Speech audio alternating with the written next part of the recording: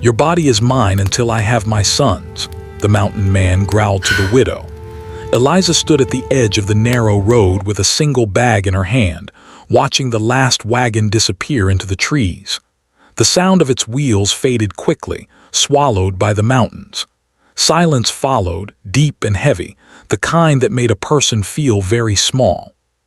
She pulled her shawl tighter around her shoulders and looked up.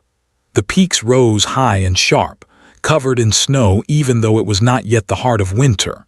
The air smelled of pine, cold stone, and distance. Only 6 months had passed since her husband died, yet her old life already felt like something she had dreamed once and then forgotten. He had been strong and kind, a man who believed hard work could solve most problems. When he slipped from the ridge during a hunting trip, the world did not stop to grieve with her. It simply moved on, leaving her behind with unpaid debts, a small house she could no longer afford, and neighbors who looked at her with pity and relief that it was not them.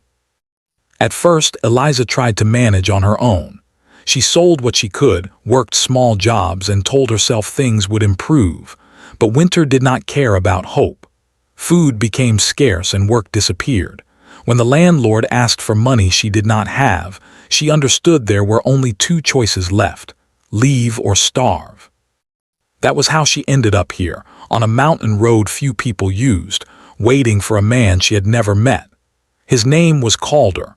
People in town spoke it quietly, as if saying it too loudly might call him down from the peaks. They said he lived alone deep in the mountains, owned land no one else wanted, and trusted very few people. They also said he paid in food and shelter instead of money. Eliza did not ask more questions. She was tired of choosing between bad and worse. The sound of footsteps reached her before she saw him. Heavy, steady steps, slow but sure. Calder emerged from the trees like part of the mountain itself. He was tall and broad, dressed in thick clothes that looked worn but strong. His beard was dark, touched with gray, and his eyes were sharp as if they missed nothing. He looked at Eliza the way a man looks at the weather, measuring, judging. "You're late," he said. She swallowed. "The road was longer than I was told." The walk to his cabin felt endless. The path was narrow, climbing higher with every step. Eliza's legs burned, but she did not complain. She focused on her breathing, on placing one foot in front of the other. Calder never looked back, yet he always slowed when the ground became difficult, as if he knew exactly how far behind she was. When they reached the cabin, dusk had settled over the mountains. The building was simple but solid, built from thick logs and set against a rock wall that blocked the wind. Smoke curled from the chimney, and the sight of it made Eliza's chest ache with relief. Inside, the cabin was warm and smelled of wood and soup. Calder set her bag down near the door. "You can sleep there," he said, pointing to a small bed near the wall. "Work starts at sunrise." She thought of her old home, of the way her husband used to breathe beside her, steady and alive. Tears came, silent and hot. She wiped them away quickly. Crying did not change anything. The days that followed settled into a hard routine. Eliza cleaned, cooked, hauled water, and learned how to preserve food for the winter. Calder spoke little, but when he did, his words were clear and final. He expected things done a certain way and did not repeat himself. Still, he kept his side of the bargain. There was always food on the table, always a fire burning when the cold crept in. The mountain was both beautiful and cruel. Some mornings the sky was so clear it hurt to look at it. Other days, fog wrapped around everything, making the world feel small and dangerous. Eliza learned quickly that mistakes here could cost a life. She paid attention, memorizing paths, learning which sounds meant safety and which meant trouble. Calder watched her work. Sometimes she felt his eyes on her back, heavy and unreadable. It made her uneasy, but she told herself it was only caution. After all, he barely knew her. One evening, after a long day, Calder spoke again. His voice was low, rough from years of cold air and silence. He talked about the land, about how it had been in his family once and how he had taken it back when others gave up. He spoke of legacy, of names carried forward. Eliza listened, saying little. She sensed the weight behind his words, even if she did not yet understand their full meaning. The mountains seemed to listen too, standing silent and unmoving around the cabin. As night fell, Eliza realized something important. This place was not just shelter. It was a test. And surviving here would require more than strength. It would require careful thought, patience, and a will strong enough not to break. She lay down that night knowing her life had crossed a line she could never step back over. Whatever waited ahead, the mountain had already claimed her days. Whether it would claim more than that remained to be seen. The cold arrived earlier than Eliza expected. One morning she stepped outside and found frost clinging to the ground like thin glass. Her breath turned white the moment it left her mouth. She stood still for a second, listening. The mountain felt different now, quiet in a deeper way, as if it were holding something back. Work grew harder. Water froze if left too long and would had to be split carefully or it would shatter the wrong way. Eliza's hands ached, the skin rough and cracked, but she wrapped them each night and kept going. Calder noticed. He did not praise her, but he did not correct her either, which she learned meant approval. They spoke little during the day. Words were saved for things that mattered, whether changes, supplies, repairs. Eliza learned to read Calder's moods by the way he moved. When his steps were heavy, something was wrong. When he sharpened his tools more than usual, he was thinking deeply. She learned not to interrupt those moments. At night, after supper, Calder sometimes sat by the fire and stared into it. Eliza would clean quietly, her thoughts moving faster than her hands. She had begun to keep track of time by small things.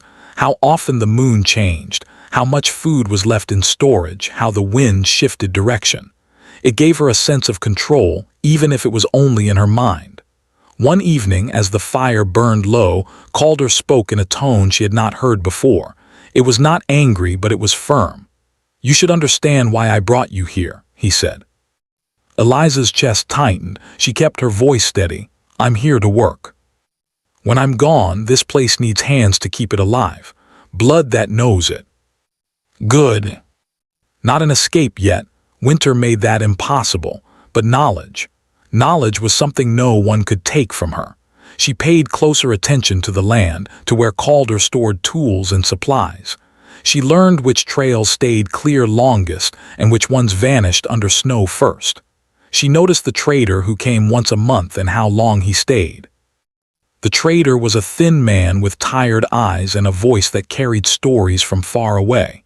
He spoke of towns, of people rebuilding after hard times, of roads opening again in spring.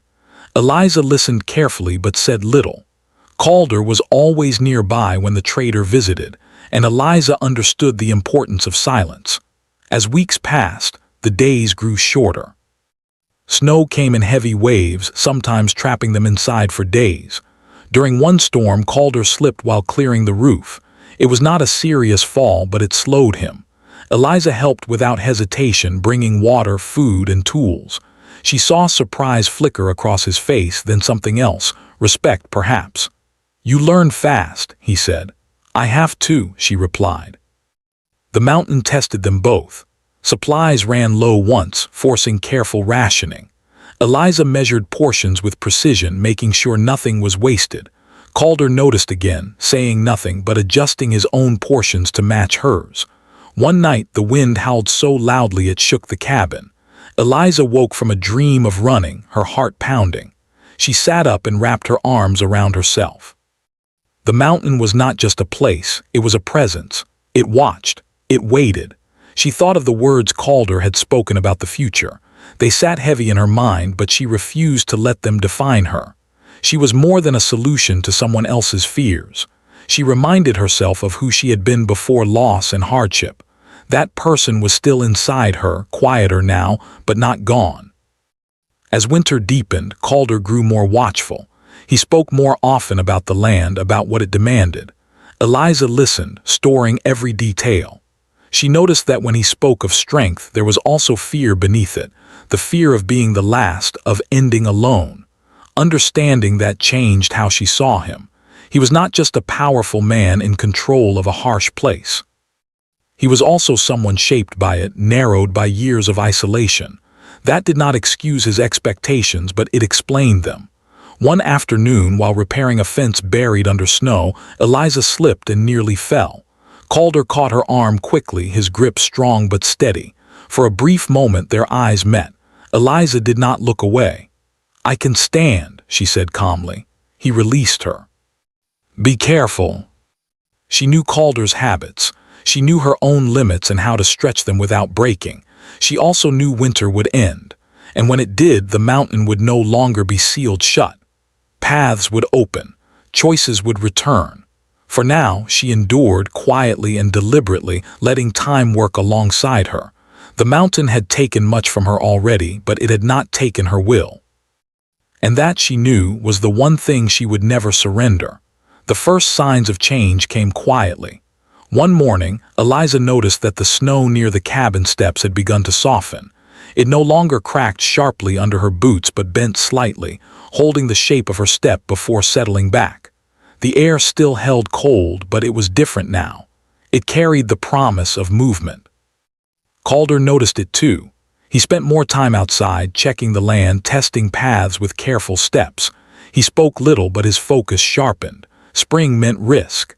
Melting snow could cause falls, floods, and hidden breaks in the ground. The mountain never gave anything freely. Eliza welcomed the change with caution.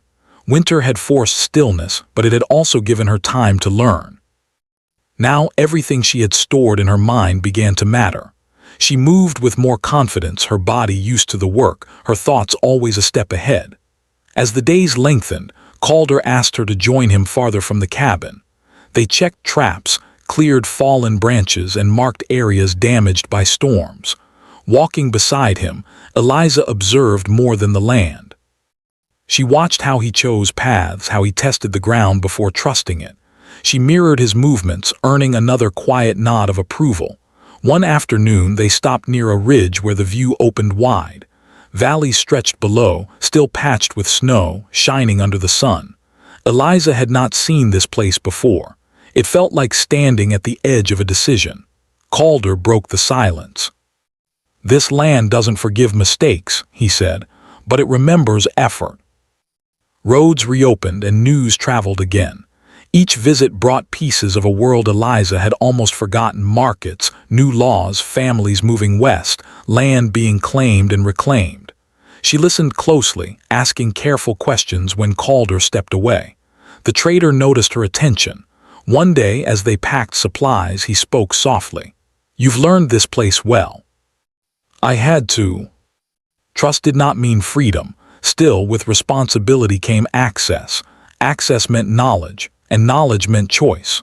One evening, Calder spoke again of the future. His words were careful, deliberate. Eliza listened without reacting, keeping her face calm. Inside, she felt steady, not afraid. She had expected this conversation. Fear no longer guided her. Preparation did. She responded thoughtfully, choosing her words like stepping stones. She did not challenge him directly. Instead, she spoke of timing, of readiness, of how the land required patience. Calder considered her words longer than he might have before. "You think ahead," he said. "I've learned too," she replied. Days passed. The mountain shifted colors, white to gray to green. Streams broke free from ice and ran fast and loud. With the noise came danger. Calder slipped again one afternoon, worse this time. He struck his leg hard against stone and could not stand. Eliza acted quickly. She supported him, spoke calmly, guided him back to the cabin. For days after, she managed everything: food, fire, repairs. Calder depended on her completely. The weight of that was not lost on either of them. During those days, something changed. Calder watched her with a different expression now, one that mixed reliance with uncertainty. The control he had held so tightly had loosened, not by force but by circumstance. "You could leave," he said once, not accusing, just stating a fact. Eliza met his gaze. "I could," she agreed. "But you haven't." She did not rush the thoughts. She let them grow slowly, like the season itself. By the time Calder could walk again, spring had fully arrived. The land was alive, demanding attention from every corner. Eliza stood one morning at the same ridge as before, looking out over the valleys. This time, the view felt different. It felt open. She knew then that endurance had done its work. She was no longer only surviving. She was deciding, and whatever came next would be on her terms. Spring did not slow down for anyone. The mountain demanded work every day, and Eliza met it with steady hands and a clear mind. Calder moved carefully now, his legs still stiff, though he tried not to show it. He no longer walked far without stopping. Eliza noticed how often he leaned on his tools, how his breathing changed on steep ground. She did not mention it. She had learned that naming weakness made people defensive. Instead, she adjusted her pace to his without making it obvious. When they worked together, she took on heavier tasks naturally, as if it were nothing new. Calder allowed it. That alone told her how much had changed. The days were longer, brighter. Birds returned and the land filled with sound again. Eliza found comfort in it. Noise meant life. It meant movement. It meant the mountain was opening its hands just a little. With spring came decisions. Supplies had to be traded, repairs finished, and plans made for the next winter. Calder spoke often of staying, of building stronger, of preparing further. Eliza listened, but she also listened to what he did not say. He spoke less about certainty now, more about effort. One afternoon, while repairing a damaged storage shed, a storm rolled in without warning. Wind tore through the trees and rain followed hard and cold. Calder lost his footing on the wet ground and fell again, this time unable to rise at all. Eliza ran to him immediately. His face was tight with pain, his jaw set. She knelt beside him, grounding herself before acting. Panic helped no one. "Don't move," she said calmly. He tried anyway and failed. Frustration flashed in his eyes, then something deeper. Fear. Eliza supported him, step by careful step, back to the cabin. The storm raged outside as she settled him near the fire. She cleaned the injury, wrapped it securely, and brought him water. Her movements were practiced now, confident. Calder watched her silently. At last he spoke. "You know what you're doing." For the first time since Eliza arrived, Calder was fully dependent on her. He did not argue. He did not command. He asked. That shift changed everything. During the long hours, they spoke more than ever before, not about demands or expectations, but about the past. Calder talked about his youth, about leaving once and coming back when the world felt smaller than he remembered. He spoke of mistakes, though he never named them directly. Eliza listened, not offering comfort, only presence. When he finished, she shared parts of her own story, her husband, the quiet happiness they had built, the sudden emptiness left behind. She did not cry. She had done enough of that already. The honesty between them was not warm, but it was real. When the storm passed and the sun returned, something had settled between them. Calder healed slowly, more slowly than before. Eliza knew what that meant. Time was no longer on his side. The trader arrived soon after, bringing news and supplies. Eliza helped unload, her movements quick and sure. Calder stayed inside, watching from the doorway. The trader noticed. Later, while Calder rested, the trader spoke quietly to Eliza. "Roads are clear now," he said. "You could travel safely." She thought about the mountain not as a prison but as a teacher. It had stripped her down and rebuilt her stronger. But teachers were not meant to be clung to forever. In the days that followed, Eliza began preparing quietly. She dried extra food, repaired her boots, and packed what little she owned. She did not hide her actions, but she did not explain them either. Calder noticed, of course. One evening he finally spoke. "You're getting ready to leave. Not someone who stays because there is no other way." It was not a question. "So did you," she replied. He gave a short nod. "The mountain changes people." As the path opened and the valley came into view, Eliza felt something she had not felt in a long time. Freedom. Not loud or dramatic, just steady and real. She carried the mountain with her, not as a weight, but as proof of what she could endure and what she would never surrender again. The road felt different under Eliza's feet. It was wider than the mountain path, softer, worn smooth by many travelers before her. Each step carried her farther from the cabin and closer to a life that belonged only to her. The air was warmer here, and the wind no longer pressed against her like a challenge. Instead, it moved past her gently, as if making space. She walked for hours, stopping only when her legs demanded rest. When she did stop, she looked back once, not toward the cabin but toward the mountains as a whole. They stood tall and quiet, unchanged by her leaving. That no longer frightened her. It comforted her. Some things did not need to move for her to move on. By evening, she reached a small settlement near the valley. Lights glowed in windows, and the sound of voices drifted through the air. Eliza hesitated at the edge, suddenly aware of how long it had been since she had stood among people freely. Then she straightened her shoulders and stepped forward. The first night, she slept in a shared room above a shop. The bed was narrow, the air full of unfamiliar sounds, but she slept deeply. No wind shook the walls. No silence pressed in. When she woke, sunlight streamed through the window, bright and clear. For the first time in many months, the day felt open. Eliza did not rush. She learned quickly that there was no need to. She found small work helping in kitchens, cleaning rooms, carrying supplies. It was honest work and it paid enough to keep moving. People asked few questions. She answered simply. She was good at that now. As weeks passed, her body adjusted to a different rhythm. Her hands were still strong, but the constant strain eased. She noticed small things again: laughter, shared meals, the comfort of choosing where to sit. Each choice, no matter how small, felt important. Sometimes at night, memories of the mountain returned. The cold mornings, the weight of watchful silence. Calder's steady presence now far behind her. She did not push the memories away. She let them pass through her, neither holding nor denying them. They were part of her story, but they no longer ruled it. In one town, Eliza met an older woman who ran a small inn. The woman watched her work for a few days, then offered her a longer stay. "You're steady," she said. "That matters." She stayed through the season, learning the business, saving what she could. The work was hard, but it was fair. At night, she sat by the window and wrote again, this time with real paper. She wrote about survival, about patience, about how strength could grow quietly. When spring turned toward summer, Eliza felt ready for the next step. She did not know exactly where she was going, only that she was not running anymore. She was choosing. She traveled farther than she ever had before, seeing places she once believed were only stories. Fields stretched wide. Rivers moved slow and calm. People lived close together, arguing, laughing, building lives side by side. It was not perfect, but it was real. Eventually, Eliza settled in a town near the edge of the plains. It was growing, full of people starting over.